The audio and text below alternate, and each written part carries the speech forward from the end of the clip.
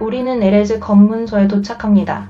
이스라엘 군인들이 여권을 엄지손가락으로 훑어보고 가방에 든 모든 물건들을 검사한 다음 손을 흔들어 우리를 통과시킵니다. 바리케이드가 쳐진 무인도를 한참 걸어간 후 팔레스타인 장교들이 우리의 이름과 여권 번호를 등록하고 나서 우리가 만날 사람들의 명단을 우리에게 요구합니다.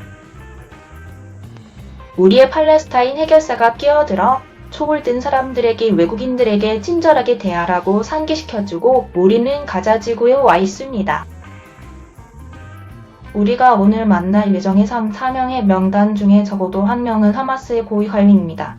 이것이 제 삶의 16년 동안 오락가락하면서 저는 1990년대와 2000년대에 걸쳐 미국 언론을 상대로 이스라엘과 팔레스타인 간의 분쟁에 대해 보도하면서 참여했던 일상입니다. 2009년 1월 제가 또 한 번의 이스라엘과 하마스 간의 전쟁이 끝날 때까지 말이죠. 그 후 2014년에 저는 타임지를 위해 훨씬 더 오래 전인 50일간의 이스라엘과 하마스 간의 전쟁을 취재했습니다. 주된 이유는 제가 집에 2명이 유아가 있었고 이제는 더 이상 가자 지구에 들어갈 가치가 없다고 믿었기 때문이죠. 제가 여행을 할 때마다 그리고 셀 수 없이 많은 사람들이 있었습니다. 모든 훌륭한 언론인들이 그랬던 것처럼 저는 하마스 관계자들을 만났습니다. 다른 많은 사람들처럼 저는 그들의 의견이 궁금했고 평화를 만드는 것이 중요한 일이었고 이스라엘이 팔레스타인 자치정부에게 영토를 넘겨주고 있었을 때 저는 그들이 왜 오슬로 협정이라고 알려진 평화를 위한 협상에 참여하지 않으려 했는지 알고 싶었습니다. 팔레스타인 자치지역을 만들기 위해 그리고 아마도 국가 지위를 얻기 위해 이스라엘과 이스라엘을 나누는 오슬로 과정은 고 야세르 아라파트 팔레스타인 해방기구 피에로 대표에 의해 적어도 미온적으로 받아들여졌습니다. 하지만 피에로의 가장 중요한 팔레스타인 라이벌인 하마스는 이스라엘과의 평화에 근본적으로 반대하면서 유일한 길은 이스라엘 전역의 무장 저항이라고 주장했습니다. 평화 정착이 중단되기 시작한 2000년대 초반까지 그들은 이런 식으로 수백 명의 이스라엘 민간인들을 살해함으로써 이스라엘과 팔레스타인 사회가 더욱 분리되는 결과를 초래했습니다. 우리 인터뷰에 응해준 하마스의 지도자들이나 대변인들은 여러분들이 기대했던 테러 조직의 대표들과는 좀처럼 다른 사람들이었습니다. 이들은 모두 영어에 능통하고 자신들의 불만에 대해 논리적으로 설명을 잘했으며 보통은 공학이나 의학 분야에서 활동할 수 있도록 높은 교육을 받은 사람들이었습니다. 이들은 자신들의 더욱 비밀스러운 군사 조직이 무엇을 계획하고 있는지 알지 못하는 하마스의 정치적 조직의 일원으로 묘사했습니다. 이 대변인들은 종종 자신들은 공격이 임박했다는 사실을 전혀 알지 못했다고 주장했습니다. 대체로 우리는 기자들로부터 공격을 받아먹었습니다. 우리의 편집장들은 우리가 이 그늘에 가려진 집단에 접근할 수 있기를 원했고 게다가 보통 팔레스타인 사람들, 특히 팔레스타인 사람들에게 이 집단이 가지고 있는 매력을 설명해 주기를 원했습니다. 우리의 편집장들은 우리가 이 그늘에 가려진 집단에 접근할 수 있기를 원했고 게다가 이 집단으로 인해 초래될 전략적 도전 과제에 대해 설명해 주기를 원했습니다. 하마스는 이 조직의 왼손잡이들이 자신들의 오른손잡이들이 무엇을 하고 있는지 모른다고 주장함으로써 그들 스스로가 왜 군사적인 목표물이 아닌 민간인들을 목표로 하는가와 같은 어려운 질문들을 회피하는 것을 쉽게 해주었고 게다가 우리 중 너무나 많은 사람들이 우리가 테러리스트들과 차를 마시러 앉아있는 것보다 팔레스타인의 맥박에 손가락을 얹고 있는 것처럼 느낄 수 있도록 해주었다. 그래서 우리는 그들의 쓴맛이 나는 양주를 홀짝홀짝 마셨고 그들은 좋은 이야기를 나누었다. 우리는 이스라엘 민간인들이 폭발하는 것을 보는 것을 전혀 기뻐하지 않는다. 한 대변인은 하마스의 최악의 무기가 도시 지역에서의 자살 폭탄 테러였던 지난날 이러한 공격들이 자신들이 생각하기에 이스라엘이 팔레스타인 땅을 점령한 것에 대한 유일한 합리적인 대답이었다고 주장하기 전 저에게 말했다. 제가 왜 하마스가 협상을 중단하지 않느냐고 묻자 하마스는 이스라엘과 대화하는 것은 의미가 없다고 대답했다. 이 대변인은 제게 이스라엘 사람들을 살해하는 데 있어서 기쁨을 누리지 못한다는 것에 대해 거의 공감이 가는 인용구에 자신의 이름을 사용하지 말라고 주장했다. 돌이켜보면 저는 그가 이 말이 서방 세계의 귀에 잘 들리는 것은 알았기 때문에 한 말인지 궁금하다. 하마스 지도자들은 이론적으로 이스라엘과의 장기적인 허드나 또는 휴전에 동의할 것이라고 말하면서 자신들을 합리적인 말로 표현하면서 다른 말들을 했다. 우리가 지금 목격하고 있는 끔찍한 살해와 파괴에 대해 누가 지속적인 휴전을 선택하지 않겠는가라는 말은 듣기 좋게 들리지만 현실은 하마스 지도자들이 저에게 이슬람교가 이를 금지했기 때문에 하마스는 결코 이스라엘과 영구적인 협상을 하지 않을 것이라는 것이었다. 그리고 나서 노골적인 왜곡도 있었다. 10월 7일을 앞두고 하마스는 이 조직이 상황을 악화시키는 데는 관심이 없으며 가자인들의 삶이 개선되기를 바란다고 이스라엘을 속이도록 만들었다. 이를 염두에 두고 이스라엘은 실제로 공격 일주일 전인 9월 말 가자 국경 통과를 완화했다. 슬프게도 가자에서 추가로 노동자 수천 명을 개방함으로써 이스라엘은 지난달 하마스가 공격을 위한 첩보 수집한 것으로 알려졌다. 하마스는 또한 기자들에게 제공한 사실들을 가지고 오락가락했다. 캐스트 리드 작전으로 알려진 2008년에서 2009년 사이의 제2차 이스라엘 하마스 간의 주요 전쟁 중 하마스는 가자 지구에서 사망한 1,400명 중 50명 미만이 전투원이었다고 말했다.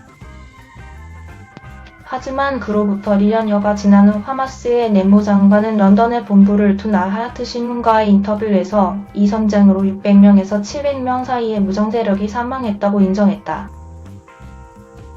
이 전쟁 중 그리고 그 이후 거의 모든 전쟁 중 하마스와 가자 지구의 그 밖의 무장단체들은 로켓을 발사했는데 이 로켓 발사는 의도치 않게 자국민들에게 떨어졌지만 그런 실수가 있었던 경우는 드물었고 그 대신 자신들의 죽음을 이스라엘 탓으로 돌렸다. 그럼에도 그런 일로 인해 우리는 자신들이 우리에게 한 말을 보도하지 못하게 된 것이 얼마나 자주 일어난 것일까. 그러한 역동성은 지난달 많은 주류 언론들이 이스라엘의 공습으로 병원이 초토화되고 대형 원형 인물이 사망했다는 하마스의 주장을 즉각 되풀이하면서 드러났던 바 있다고. 하마스의 경쟁 조직인 이슬람 성전이 이곳에 불시착한 미사일을 발사했을 가능성이 높으며 이에 따른 사상자 수는 훨씬 적음을 알 수 있다. 병원들은 하마스가 알시파 병원에서 작전을 수행했다고 주장한 후 이스라엘이 알시파 병원을 포위했을 때 다시 한번 전쟁의 중심에 섰다. 하마스는 병원을 이용했다는 증거에도 불구하고 오랫동안 병원 이용을 부인해왔고 심지어 현장에서 흉기가 발견되었고 이 조직이 알시파 병원을 근거지로 사용할 수 있도록 터널이 건설되었음에도 불구하고 이번에도 그렇게 한 것입니다. 가자 지구에는 기자들이 거의 남아있지 않고 독자적으로 어떤 것이든 확인할 수 있는 옵션도 거의 없기 때문에 기자들은 하마스의 수와 주장에 의존할 수밖에 없다고 느낄 수 있습니다. 하지만 많은 기자들이 어떻게 그들이 독자적인 검증을 받지 못했는지에 대해 좀 더 분명하게 밝힐 수 있을 것이며 하마스가 과거에 얼마나 신뢰할 수 없는 조직인지에 대한 정황을 제공할 수 있을 것입니다. 이미 10월 7일 이후 한 가지 분명한 것은 하마스 조직원들은 1200명 이상이 이스라엘인들을 살해하고 200명 이상을 납치하는 과정에서 전혀 기쁨을 느끼지 않은 것처럼 들리지 않는다는 사실입니다. 목격자들에 따르면 하마스 무장대원들은 이번 공격을 감행하면서 웃었고 그들은 즐겁게 이스라엘의 집들을 활보하는 자신들의 모습을 기록했다고 합니다. 하마스가 변화한 것일까요?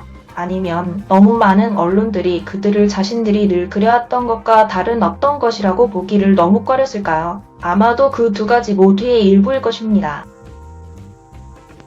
1987년 명백하게 팔레스타인 조직으로 설립되었지만 하마스가 세계 지하디스트 집단들의 스타일과 잔혹성, 특히 이지의 영향을 받았다는 증거가 있습니다. 하지만 하마스가 초점을 맞추는 대상은 미국이 아니라 그 밖의 서방의 목표물들이나 다른 종교들 그 자체였다는 것이다. 그리고 예전에 다른 열망을 가지고 있었을지도 모르는 정치적인 세력이 존재했던 것에 대해 10월 7일은 의심의 여지 없이 이제 하마스의 권력과 전략의 중심이 되었다. 언론에 출연한 우리들 대부분 하마스를 순진하거나 웅건하다고 묘사한 것도 아니다. 하지만 몇 년 동안 우리들 중 너무나 많은 사람들이 이 집단을 테러 조직이라기보다는 이따금씩 폭력적인 폭발을 일으키는 야당처럼 취급했습니다. 사실 90년대 중반 제 경력이 시작될 때 로이터 통신을 인터뷰하면서 저는 우리가 결코 하마스나 이슬람 지하드 테러리스트라고 부를 수 없으며 무장 세력이라고만 부를 수 없다는 것을 알게 되었습니다. 몇몇 언론 매체들은 10월 7일 발생한 대학살 와중에서도 이러한 정책을 유지하고 있는데 이는 이데올로기적 목적을 위해 민간인들을 대상으로 한 치명적인 공격이라는 테러의 정의를 분명히 충족시키고 있습니다. 분쟁 지역에서 일하는 기자들은 중립적으로 보이기 위해 혹은 아마도 자신들이 책임을 맡고 있는 총기 소지자들의 호의적인 태도를 유지하기 위해 주먹을 휘두르는 경우가 너무 많습니다. 지금 제 머릿속에 맴도는 많은 질문들은 쉬운 답이 없지만 저는 언론에 나오는 우리를 중 너무나 많은 사람들의 궁극적인 목표는 우리가 다루고 있는 사람들이 좋은 대우인지 아니면 신뢰할 수 있는 정보원인지를 고려하는 것이 아니라 이 큰 이야기에 지속적으로 접근할 수 있도록 보장하는 것이었다고 말할 수 있습니다. 독자들이나 시청자들이 팔레스타인 사람들의 목소리를 듣는 것도 중요하지만 하마스를 합법적인 정부로 취급한 것은 어쩌면 양측줄 중 최악의 일이었을지도 모릅니다. 2014년 한 독일 기자가 다큐멘터리 제작을 위해 아이서스에 몸담았다는 이유로 심한 비난을 받은 적이 있습니다. 그러한 비열한 살인 집단을 설명하려고 한 것은 도무지 이해할 수 없다고 비평가들은 말했습니다. 너무나도 잔인한 행동을 하고 있어서 그들에게는 정강이나 심지어 인용문 하나의 가치도 없는, 정당성을 가늠할 수 있는 정도의 가치밖에 없는 그러한 행동을 하고 있는 배우들도 있지 않았습니까? 아니면 앞으로 나아가야 할 방향인가요? 이상적인 세상에서는 그렇다. 하지만 우리가 주시하고 있는 이러한 반이상주의적인 세상에서는 그러한 행동이 너무도 많이 전개될 것이라고 기대하기에는 무리일 수도 있습니다.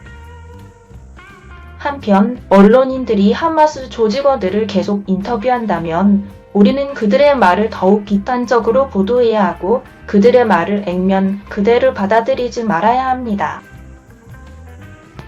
우리는 하마스 조직원들의 정보가 얼마나 검증 불가능한 것인지 정확성에 대한 과거 행적이 얼마나 부실했는지를 주목할 수 있는 맥락을 제공해야 합니다. 게다가 우리는 우리의 인터뷰가 하마스 조직원들에게 너무나 많은 정당성을 제공할 자격이 있는지 자문하는 것을 주저해서는 안 되며 이들에게 정당성을 인정할 만한 이상의 정당을 제공해야 합니다. 이상으로 클릭뉴스였습니다. 시청해주신 모든 분들께 감사합니다. 더욱더 좋은 영상으로 찾아뵙겠습니다.